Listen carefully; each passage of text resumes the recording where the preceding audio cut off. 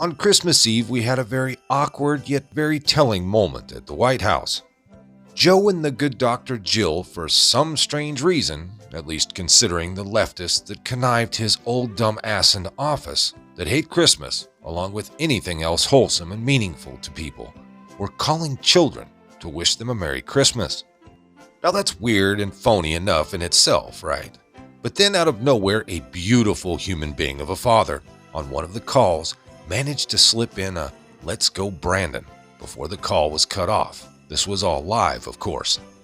Now, the really funny part of this unscripted, unplanned incident was that the dipshit currently running our country into the ground repeated it and said, quote, "I agree," in yet another awkward moment where he appears to not know what in the hell is happening. We'll take a look at the clip right after this quick commercial break to pay some bills. It's no secret that the liberals are waging a war on America, and in particular, Trump supporters.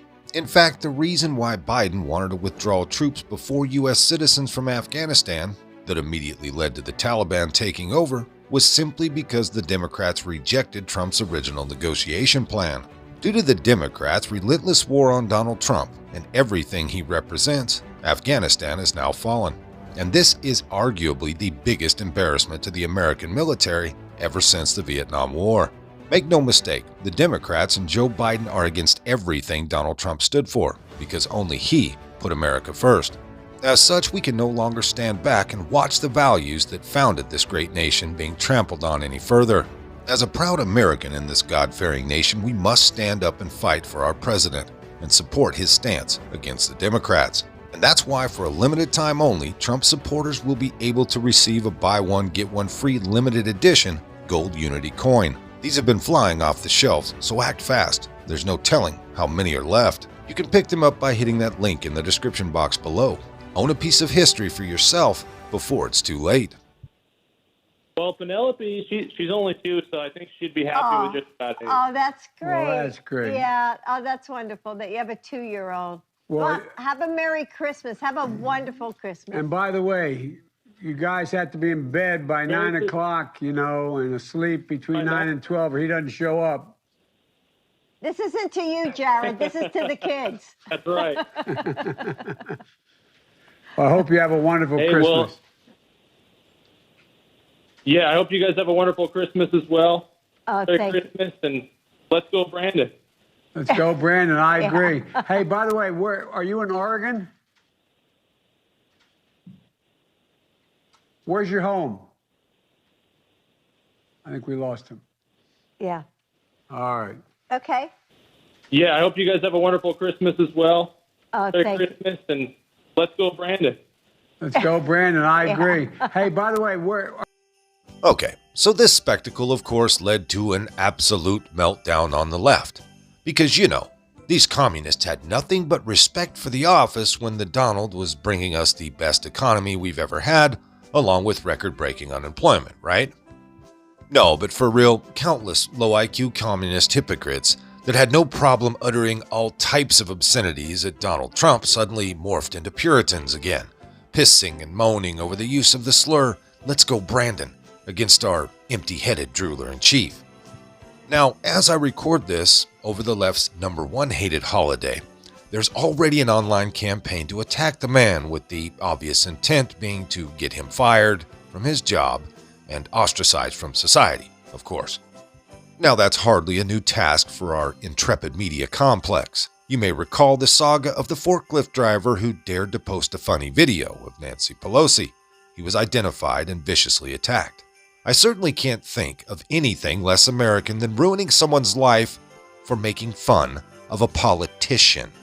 But unfortunately, that's the world we currently live in now, isn't it?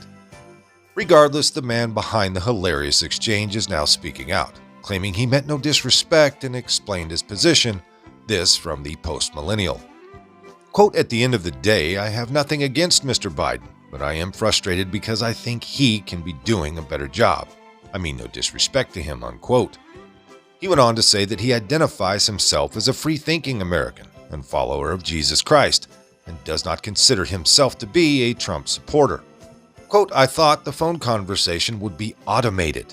We just waited on hold and then they answered, and I thought, whoa, this is real, unquote. That sounds fair enough, I guess. Would I have said that to Biden? No, because I would have been far too busy saying much, much worse.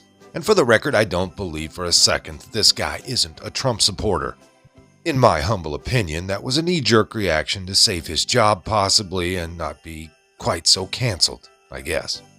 I mean, come on, you're on the phone with your child and the President of the United States and "Let's Go Brandon" comes to mind on Christmas Eve. Whatever, bro.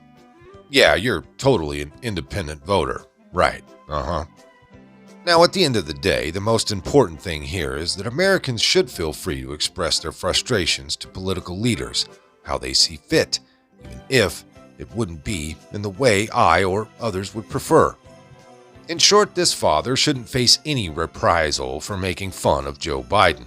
If that happens, it would represent a great chilling of not only free speech, but also the American idea of those in power being subservient to the people. Lastly, there's an awful lot of college football bowl games going on right now.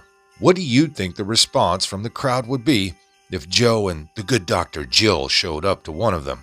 Considering this little random Christmas Eve phone call, I think it would be magical and patriotic as hell. Well, Penelope, she's only 2, so I think she'd be happy with just about it. Oh, that's great. Well, that's great. Yeah. Oh, that's wonderful that you have a 2-year-old. Well, have a Merry Christmas. Have a wonderful Christmas. And by the way, you guys have to be in bed by 9 o'clock, you know, and asleep between 9 and 12, or he doesn't show up. This isn't to you, Jared. This is to the kids. That's right. Well, I hope you have a wonderful Christmas. Well, yeah, I hope you guys have a wonderful Christmas as well. Merry Christmas, and let's go, Brandon.